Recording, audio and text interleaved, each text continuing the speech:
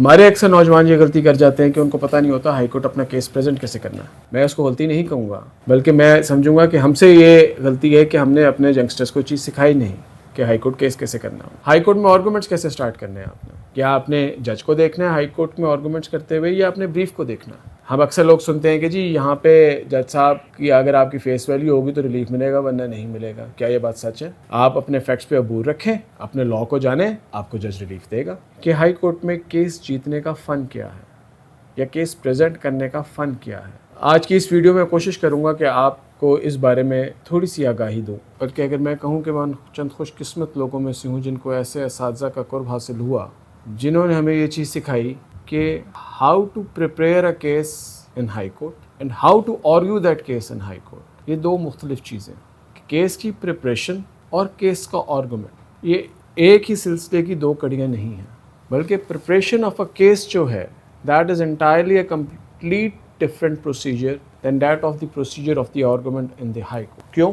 क्योंकि high court का जब आप केस तैयार करते हैं तो आप उसको हर उस ज़ाविये से तैयार करने की कोशिश करते हैं कि जज किसी भी मौजू पे किसी भी तरह कोई भी सवाल आपसे पूछ सकता है। तो आप एक अपनी मुकम्मल तैयारी करके जाते हैं और अपने माइंड में ये सोच के जाते हैं कि आपसे आर्गूमेंट्स ज़रूरी नहीं कि जिस तरतीब से आपने तैयार किए होंगे उसी तरतीब से हों। आप जैसे ही रोस्टम पे केस कॉल होता है तो जज आपसे कोई भी ऐसा सवाल पूछ सकता है जो आपकी तरतीब में आखिर में हो।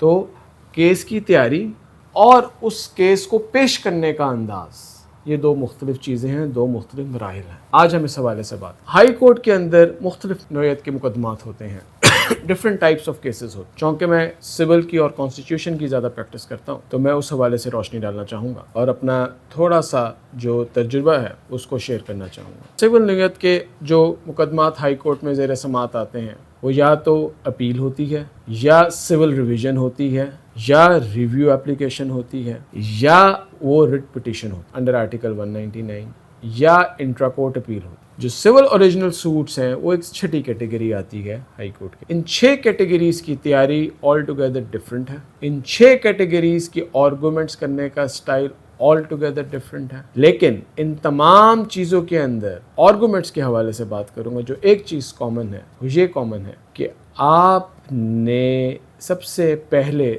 इस चीज़ को मद्देनज़र रखना है कि before whom you are going to present your argument, कि कौन से जज साहब हैं जिनके आगे आपका केस लगा है और आपने किन जज साहब के आगे अपने आर्गूमेंट्स करने हैं। हमें ये चीज़ सिखाई गई थी जब हम हाई कोर्ट में पहले दिन आए कि आपने 2 हफ्ते कम से कम, बल्कि 1 महीना कम से कम, आपने हर जज की अदालत में बैठ के उसको नीनली ऑब्जर्व करना है, कीनली ऑब्जर्व, कि उस जज का मिजाज क्या है, उस जज का अंदाज क्या है सवालात करने का, और उस जज की जुडिशियसनेस, लीगल सेटिस्फेक्शन किन जवाबात से हो। मिसाल के तौर पे आप एक सर्विस मैटर लेके हाई कोर्ट में आते हैं और वो सर्विस मैटर इस नौयत का है कि वो बंदा सिविल सर्वेंट की एक्ट के तहत सिविल सर्वेंट की डेफिनेशन में आता है। पहला सवाल जो आपसे होगा वो आपके जहन में होना चाहिए कि जज आपसे पहला सवाल करेगा, how this writ petition is maintainable in view of the bar contained under article 212 of the constitution. क्यों? क्योंकि जब सर्विस ट्रिब्यूनल मौजूद है अंडर आर्टिकल 212 तो रिट कैसे मेंटेनेबल है। अब इसका जवाब अक्सर लोग देना तो चाहते हैं लेकिन उनसे दिया नहीं जाता। इसका जवाब सिरे से है ही नहीं। क्यों? क्योंकि आर्टिकल 212 बार करता है रिट जुरिसडिक्शन। ताहम आर्टिकल 212 एक जगह आके बेबस हो जाता है जब आपका सर्विस ट्रिब्यूनल नॉन फंक्शनल हो। तो आप जज के इस सवाल को सेटिस्फाई इस तरह कर सकते हैं कि जनाब, चूँकि सर्विस ट्रिब्यूनल या ट्रिब्यूनल जो NIRC है या लेबर एपलेट ट्रिब्यूनल है वो नॉन फंक्शनल है, इसलिए मेरे पास कोई और चारा नहीं था, मैं इसलिए हाई कोर्ट में रिट पिटीशन में आया। अब हम आते हैं केस की तैयारी के सिलसिले में। 2 फार्मूलेज आप याद कर लें। एक है IRAC फार्मूला, IRAC, दूसरा है WWH formula, where to find, what to find and how to find. जब भी आपके पास कोई प्रपोजिशन ऑफ लॉ आए या कोई केस आपके पास आए तैयारी करने के लिए, तो सबसे पहले तो आप उसमें देखें कि आपने उसमें जज से मांगना क्या है, रिलीफ क्या मांगना है, प्रेयर क्या करनी है आप, और उस प्रेयर को मांगने का तरीक़ेकार क्या है। उसके लिए सबसे पहले आपने ये देखना है कि मेरे पास जो केस आया है, जो हक़ाइक़ मेरे पास आए हैं, जो फैसला जात चैलेंज होने के लिए मेरे पास आए हैं, वो किस कानून के ताबे हैं। यानी कि पहला step, where to find that under what provision of law I can seek assistance from law to solve this case.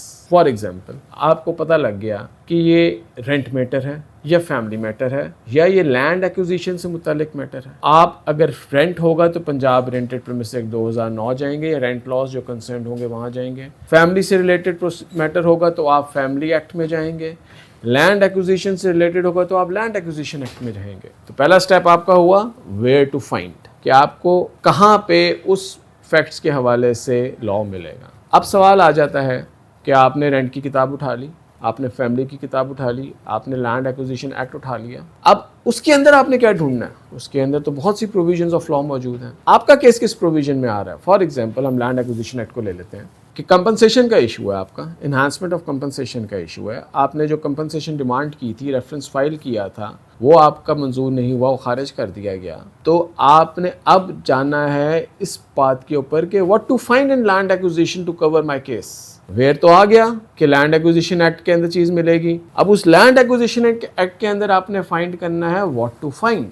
यहां भी आप आ गए। तीसरी चीज जो सबसे इंपॉर्टेंट है वो है हाउ टू फाइंड, कि आपने कैसे तलाश करना है उसे। आपके पता लग गया आपको जी कि ये एक्विजिशन का मैटर है, इस पे लैंड एक्विजिशन एक्ट अप्लाई होगा। आपको पता लग गया इसके अंदर कौन सी प्रोविजन के तहत मैंने जाना है। अब उस प्रोविजन को आपने ढूंढना कैसे है? अगर आप मैनुअल तरीके से हैं तो आप इंडेक्स के अंदर किस प्रोविजन के अंदर मुझे अपना रेलेवेंट आंसर मिलेगा। अगर आप कंप्यूटर्स पे जाएंगे तो आपको लॉ साइट पे रेलेवेंट कीवर्ड सर्च करना पड़ेगा। अगर आप इस चीज़ पे अबूर हासिल कर लेंगे कि where to find, what to find and how to find, तो मेरा नहीं ख्याल कि आप किसी भी प्रपोजिशन को चंद मिनटों में सॉल्व ना कर सकें। अब आ जाता है अपने केस को तैयार कैसे करना। जब आपको पता लग गया कि कौन सी किताब, कौन सा कानून, उसके अंदर क्या चीज़ और कैसे तलाश करना है, अब आपने उसको फॉर्मुलेट कैसे। हमने अपने साथी से सीखा डिवाइस फार्मूला, जिसको आम अंदाज में मैं कहता हूँ IRAC formula, issue, rule, analysis and conclusion. कि आपने अपने केस के फैक्ट्स आपके पास आए, आपने देखा इस पे लॉ कौन सा लगता है, यानी कि इसमें इशू क्या अप्लाई करता है। फैक्ट्स आए आपके पास एक केस आया और आपने उस केस में देखा कि इसमें इशू क्या इन्वॉल्व है। आपने उस इशू की निशानदेही की। मिसाल के तौर पे आपके पास एक बंदा आया अपनी ज़मीन, अपने मकान का झगड़ा लेके। उसने कहा कि जनाब मेरा जो मकान है ये हम 3 बहन भाइयों के नाम है, मैं चाहता हूँ कि मैं अपना हिस्सा बेच दूँ, लेकिन मेरे नाम इसका कोई स्पेसिफिक पोर्शन नहीं है, तो मैं कानून में क्या दादरसी हासिल कर सकता। चूँकि वो एक क्लेम है ना, उसको तो नहीं पता कि इसकी दादरसी क्या होगी। ये अब आपकी जिम्मेदारी आ गई। चौंके उसने कहा कि मैं इसमें अपना हिस्सा बेचना चाहता हूँ और शहरी मकान है, तो आपका जहन फ़ौरन जाना चाहिए पार्टीशन की तरफ। पार्टीशन कहाँ मिलेगा? Where to find, partition, what to find, partition act and how to find, partition act के अंदर सारा प्रोसीजर मौजूद है। अब वो बंदा आगे मजीद आपके पास आता है। वो कहता है कि जनाब ये मेरे 3 बहन भाइयों का हमारा मकान था, जॉइंट प्रॉपर्टी थी, तो मेरे एक भाई ने इस पे पार्टीशन सूट कर दिया, लेकिन मैं चाहता हूँ कि बजाय इसके कि इस मकान की फिजिकल तकसीम हो, क्या ऐसा हो सकता है कि मैं अपने भाई और बहन का हिस्सा खरीद लूँ। अब इशू आपके पास आ गया। इशू ये आया कि weather a property if not divisible in physical form it can be divided. This is the issue. अब इस इशू पे आपने देखना है रूल कहाँ पे है। रूल है पार्टीशन एक्ट, कि अगर प्रॉपर्टी इन नेचर ऐसी हो जो डिवाइड ना हो सकती हो अमंग द को ओनर्स, तो उस प्रॉपर्टी की फिर ऑक्शन होती है, और जो एग्जिस्टिंग को ओनर्स होते हैं they have a right of refusal, कि वो उसकी मार्केट वैल्यू के हिसाब से अगर बाकी को ओनर्स को पैसे दे दें तो वो उस प्रॉपर्टी को परचेज कर सकते हैं। रूल आ गया ये। अब आपने उन फैक्ट्स और इशू और रूल्स का आपस में एक एनालिसिस करना है। पहली चीज आपने देखनी कि आया whether the property can be divided. If it can be divided, then would it be again advisable to ask for the price of the other co-owner, price of the shares of the other co-owners? Number 2, if it cannot be divided, under what mode I can purchase or my client can purchase the rights in property of the other co-owners?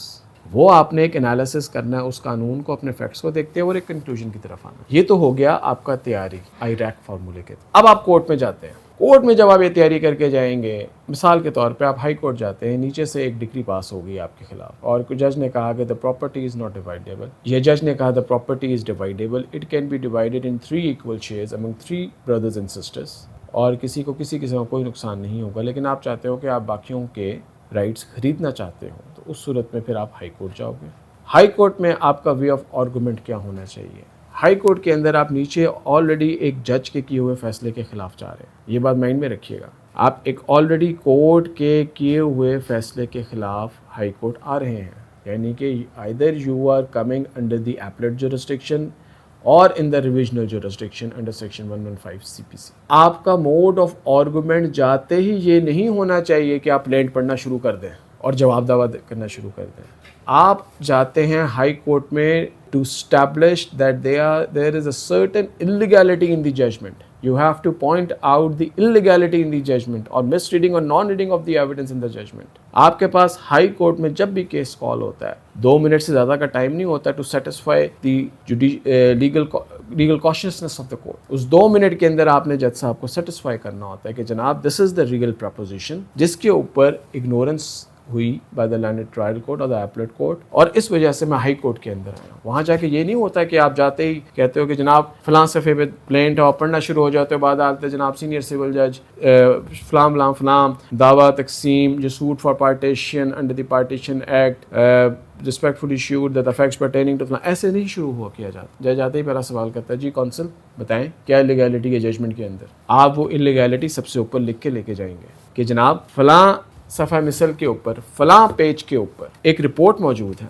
जिस report के मुताबिक ये बात वाज़े होती है कि ये प्रॉपर्टी डिविजिबल इन नेचर नहीं है। लैंडेड ट्रायल कोर्ट ने या एपलेट कोर्ट ने उस शहादत को या उस रिपोर्ट को सामने नहीं रखा और ये जजमेंट पास कर दी कि ये प्रॉपर्टी तो डिविजिबल है। This amounts to misreading and non reading of evidence that pertains to material irregularity while passing the judgement. उसी बात के ऊपर जज साहब कहेंगे वाकई ये तो एक एरर मौजूद है, और उसी बात पे आपका केस जो 1 घंटा बहस का था वो 2 मिनट में जज कन्विंस हो जाएगा। तो जब भी आपने हाई कोर्ट के अंदर अपना केस रिप्रेजेंट करना है, एक तो तैयार आपने हर एंगल से करना है उस केस को, लेकिन ताकि जज जब भी कोई सवाल करे तो आपको उसका एक एक चीज़ आपके दिमाग में हो, आपको फैक्ट्स पे अबूर हो, आपको अपनी फाइल पे अबूर हो। जज साहब पूछे जी बताएं फलां जजमेंट किस पेज नंबर पे, आप फ़ौरन बताएं कि जनाब फलां जजमेंट जो है फलां पेज नंबर पे है, फलां एविडेंस फलां जगह पे है, आपके अपना एक नोट्स तैयार हो।